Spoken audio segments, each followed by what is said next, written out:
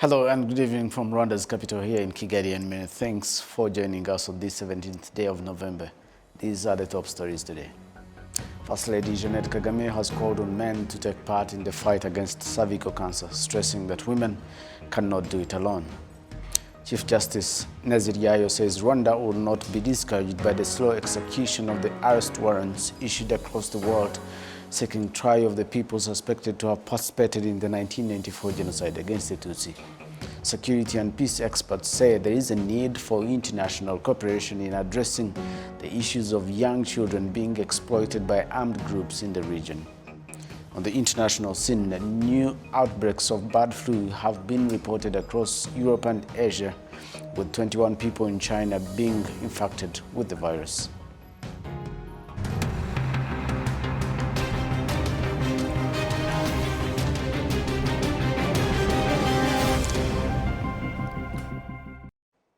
I trust you're doing well. I'm Ethan Tashabia. You're watching RwandaTV News live from Kigali.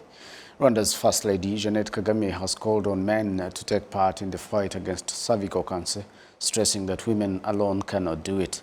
The First Lady made the remarks at the second annual Day of Action for Cervical Cancer Elimination, hosted by the World Health Organization. Sam Kalisa kicks off tonight's bulletin with this report. 1 year has elapsed since the World Health Organization set a target for cervical cancer elimination. At the meeting organized by the World Health Organization, it was pointed out that significant progress has been made in the fight against cervical cancer and that it requires everyone's role. Madam Kagame, thank you so much for joining us, and you have the floor. Murakoze Chane. At the meeting, which was held virtually, First Lady Jeanette Kagame highlighted the importance of early detection and vaccination of the disease, stressing that Rwanda has so far made a good step. Since the introduction of cervical cancer screenings in Rwanda in 2015, over 170,000 women have been examined. I'm confident that by this time next year, new partnerships will have helped raise this number further and will speak to the force of our momentum. Rwanda has already surpassed the target set by the WHO cervical cancer elimination strategy of having 90% of girls under 15 fully vaccinated for HPV.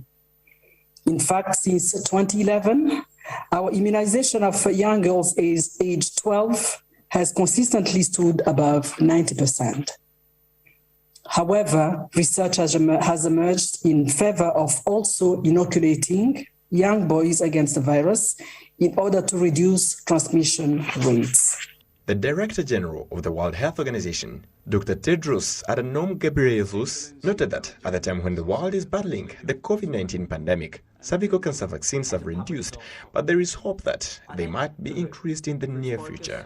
HPV vaccines has fallen to 13% from 15% before the pandemic. At the same time, there are encouraging signs of progress. In the past year, several more countries have introduced the HPV vaccine into national immunization schedules, including Cameroon, Cabo Verde, El Salvador, Mauritania, Qatar, Sao Tome and Principe, and Tuvalu. WHO has also pre-qualified a fourth HPV vaccine called Secolin, produced by Innovax, which we expect will increase supply and decrease prices. Although men do not get infected with cervical cancer, they can easily spread its virus, which First Lady Jeanette Kagame based on to urge men to play their role in eradicating the disease. A goal of such scale requires ambition from both genders. We owe that this goal cannot be attained with the burden fully resting on women. I again call on our male counterparts to proactively join this fight. According to the World Health Organization, for cervical cancer to be eradicated, countries need to vaccinate at least 90% of girls with the HPV vaccine by the age of 15, have 70% of women screened using a high-performance test by the age of 35 and again by 45, and ensure 90% of women identified with cervical cancer disease receive treatment. Sam Kalisa, Rwanda Television News. Many thanks, Sam, for that report. Now, since 1998, Rwanda has sent 1,149 arrest warrants for the suspects in perpetrating the 1994 genocide against the Tutsi in 38 countries across the world. The Rwandan judiciary says that while the prosecution of the perpetrators of the genocide against the Tutsi around the world is still a challenge, countries will continue to be encouraged to cooperate with Rwanda in resolving this issue. Jen Motoni reports. In the meeting focused on the achievements of the various judiciaries in the prosecution of the perpetrators of the 1994 genocide against the Tutsi in Rwanda. Among what was discussed on was the outcome from the Gacaca courts, the ordinary courts, and the international courts. Chief Justice Dr. Faustin Nteziryayo said that despite efforts to prosecute the perpetrators of the 1994 genocide against the Tutsi, there is still an issue related to less will from other countries to cooperate. Meanwhile, the Rwandan judiciary says it will not be discouraged from building cooperation with other countries. The crime of perpetrating genocide is a serious crime. It is a destructive crime, which means the magnitude of how it's dealt with should go hand in hand with the nature of the crime. We want to increase the level of cooperation so that the perpetrators of the genocide can be brought to justice, and the cooperation of countries in the field of diplomacy and information exchange has to continue.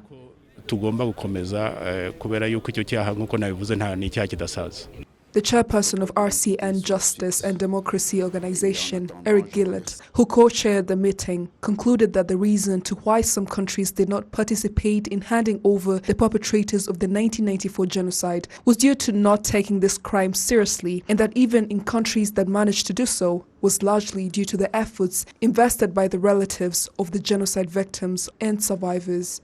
Les juridictions nationales des pays tiers au Rwanda. The justice system of some countries does not treat such cases as they do in Rwanda, nor do they have the financial capacity to do so. And even in countries that did hand over the perpetrators was due to the efforts put in by the victims, like in Belgium, France, and others, whereby committees of genocide survivors would look for lawyers to file lawsuits and prosecute the perpetrators. Déposer des plaintes et puis par après poursuivre. The Rwandan judiciary has been trying to persuade the host countries of the perpetrators of the genocide against the Tutsi since 1998 to sign a memorandum of understanding on cooperation in punishing them. But it is still an ongoing process, according to the head of International Judicial Cooperation Department at the Ministry of Justice, Umurungi Providence. We will continue to work with the judiciary of the countries harboring the perpetrators and with their respective institutions to find a way to sign treaties with those countries to extradite their perpetrators and to continue to negotiate with the countries which we suspect that some perpetrators could be hiding in. Since 1998, Rwanda has sent 1,149 arrest warrants for the genocide suspects in 38 countries around the world. Only 22 countries have handed over the perpetrators for trial in Rwanda, while 21 handled the trials in their own courts. Jane Mutoni, RTV News. Thank you, Jen, for that report. Now, security and peace experts say there is a need for international cooperation in addressing the issues of young children being exploited by armed groups in the region. This was said during a 3-day conference in Kigali organized by the Delay Institute for Children, Peace and Security. Innocent Mugabo has more. Participants in the Third Knowledge for Prevention International Symposium held in Kigali highlighted that the issue of children being used in armed groups is of great concern, hence a need for international cooperation. Aisha Zana is one of the young people from Nigeria and advocates for this issue. The future is the children that we have. They're the future that we have, and coming from Nigeria, where the Sahel, the insurgency is affecting the future of the whole world, not just, a certain country. We can see how Rwanda has had, the same history and changed, and even changed its own future. So it's a really great opportunity for Nigeria, Mozambique, and other countries to learn from this insecurity and broaden their horizons, and also create solutions, lasting solutions that would help, even the rest of the world, not just Africa. Dr. Shelley Whitman, the executive director of the Dallaire Institute for Children, Peace and Security, notes that the problem of child soldiers is still being felt across African countries, especially those in conflict. We also decided to host the Knowledge for Prevention Symposium at the same time to help bring attention to this issue, to make sure the world doesn't forget that there's still many children out there who are victims to this type of abuse. And we are hosting it here in Kigali, Rwanda, because we have established an African Center of Excellence here in Rwanda. And we believe that Rwanda is best placed to continue to help us to make this mission a reality around the globe. The spokesperson of the Rwanda Defense Force RDF, Colonel Ronald Rivanga, argues that the values of the RDF include caring for children. He also emphasizes that in all Rwanda's peacekeeping missions, childcare comes first, even though there is where they find children being used in armed and terrorist groups. We find this very important for us whenever we deploy to prioritize the protection of children. We've done it in Darfur, Central Africa, and we're doing it in Mozambique because this is a noble cause and we must respect and protect the rights of children in conflict areas. It is very important, and everybody has signed this protocol. Those that are involved in conflict must comply with these protocols. In 2019, the Rwanda Defense Force signed a partnership agreement with the Dallaire Institute, which seeks to promote children welfare and conflict prevention. The third Knowledge for Prevention International Symposium, hosted by the Dallaire Institute in Kigali, brought together researchers, decision makers, and representatives of the Rwanda Defense Force to discuss ways how to prioritize children in early warning and early response of conflict prevention. Innocent Mugabo, RTV News. Many thanks, Innocent, for that report. The Transparency International Rwanda has released a report on the challenges faced by informal workers in the country. These include not being paid on time, not having a job contract, and so on. Analysts say that these same employees play a big role in making the city of Kigali stand out in terms of cleanliness. Jen Mutoni reports. Various international reports highlight the city of Kigali as one of the leading cities on the African continent in terms of cleanliness. Some residents in Kigali say they recognize the hard work of street cleaners in keeping the city clean.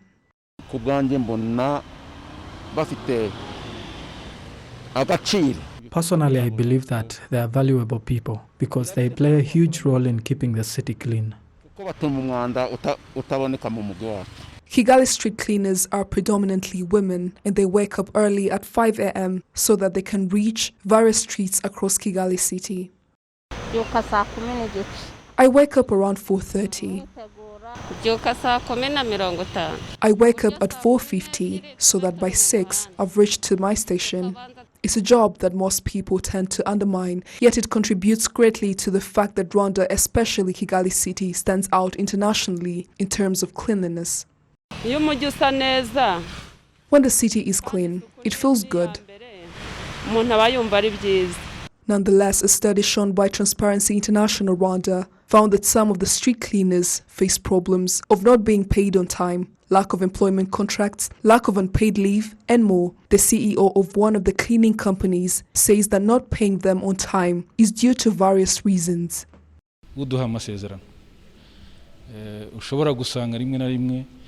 Those whom we sign the contract with are sometimes the cause of such issues, such as not paying them on time, because the cleaning company is not being given the necessities.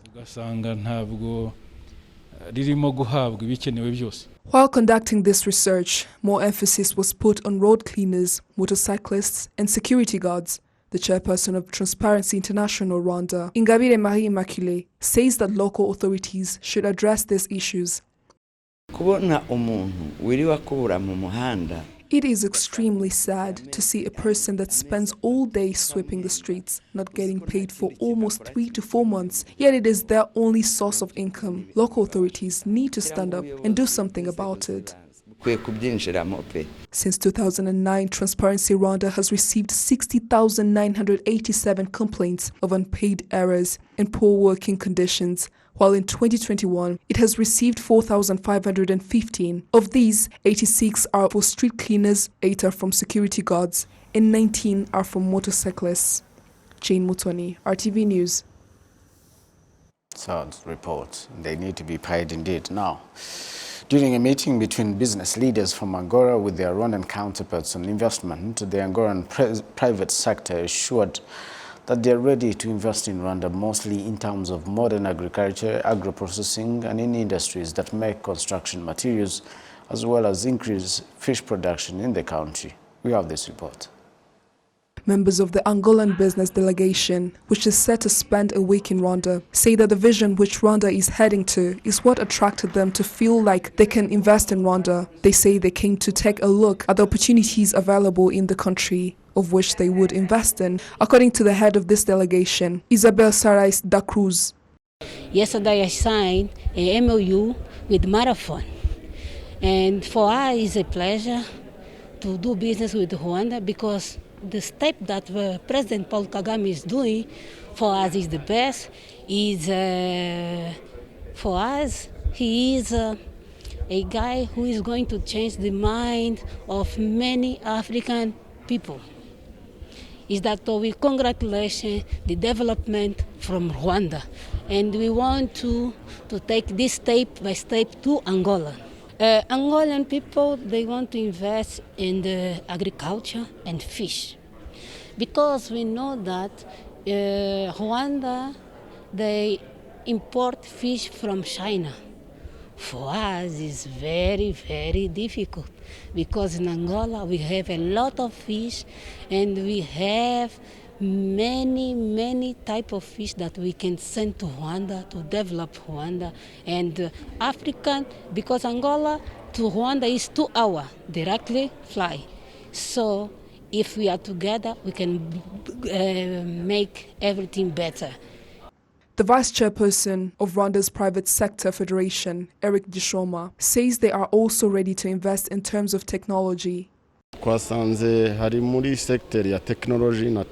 realized that we can invest in that technology and telecommunication in terms of agriculture and services. The next step is to sign a partnership agreement. Usually there were a few of our employees there, but this trip will lead to an increase in the level of partnership between us and Angola, because some of them were impressed with the way our institutions are built, our performance, hence the chance of cooperation with us increasing.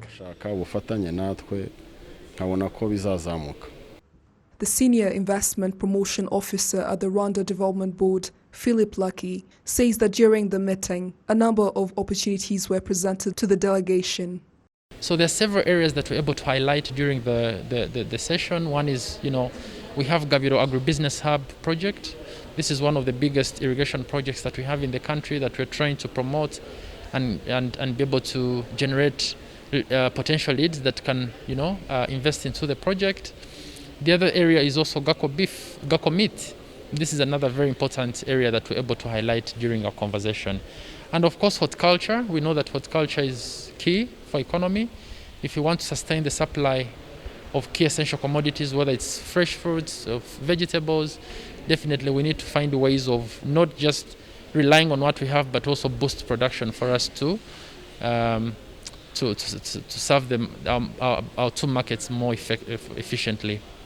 Angolan ambassador to Rwanda, Eduardo Filomeno Leiro Octavio, pointed out that this partnership is based on the good relations between both countries. The most anticipated now is to see the Rwandair flight launch between Kigali and Luanda. In February 2020, the president of Angola, João Manuel Gonçalves Lourenço, visited Rwanda, and in April 2021, the president of the Republic of Rwanda, His Excellency Paul Kagame, visited Angola. Jane Mutoni, RTV News. Thank you, Jen, for that report. Now, parents of some premature babies are appreciating health workers and government for the efforts in taking good care of these vulnerable children and giving them a chance to live beyond their critical period. Jean Mugwaneza has this report. Here in the neonatal intensive care unit in Kachiru Hospital, the babies under this care are between 700 to 1 kilogram and 300 grams. Noera Uwera, the head of NICU in Kachiru Hospital, says there are some babies that need special attention and care, as well as their mothers. Some babies have respiratory issues and they need oxygen or other machines to help their lungs operate. It is not easy to assure a person that the child will live, but we give testimonies of other babies that were born with few kilos and lived. They just need treatments on the highest level. Due to the high blood pressure, Tarsir Tumairigwe was forced to give birth to a 6-month premature baby weighing 750 grams. She says that due to the special care that the child had undergone, it led to a good life. I was not breathing well and I faced a problem of getting more fat. I even reached to 100 kilograms, yet I was at 70. I went to the hospital and gave birth to a premature baby that had 750 grams. I didn't know the baby could live. We're both living a good life, and I'm thankful to the government that made the medicine more affordable so that even the vulnerable residents can get the right treatments. It's been 2 years since the NICU was established at Kachiru Hospital. Last year, 6,530 children were born. Among them, 1,252 were premature and 129 of them were under 1,000 grams. CP Dr. Daniel Nyamwasa, the director of Kachiru Hospital, says that the facility has put more effort in taking care of the premature babies. Equipments like CPAP, ventilator and these lightings are not commonly found at the district hospitals. We started by buying them, but the government assisted us to reach at this level. This hospital was established because of the advocacy from the First Lady, and it was all for her love for mothers and babies. Maternal, Child and Community Health Division Manager at RBC, Dr. Felix Nsainzoga, noted that urinary tract infections and high blood pressure are the main causes of premature births, but there are other ways to avoid these problems. The first thing is to consult a doctor the time you find out that you are pregnant. You have to do it at least 4 times before giving birth. It helps the doctor to know which disease the mother has, be it infections or blood pressure, so that she gets early treatment. So if something happens, they will come up with an idea of how to deal with it. According to RBC, last year, 9,600 premature babies were born across Rwanda, which is 3.1% of all the babies that were born in that time across the country. 20% of the premature babies die without spending 28 days. 65% of these babies die before celebrating their first birthday, and 40% of them die before turning 5. Every year on November 17th, the world marks Prematurity Day. According to the World Health Organization, approximately 15 million babies are born preterm each year, accounting for about 1 in 10 of all babies born worldwide. On behalf of the entire news production team, many thanks for your company tonight. I'm Ethan Toshibia. Stay well and safe. Until next time, bye for now.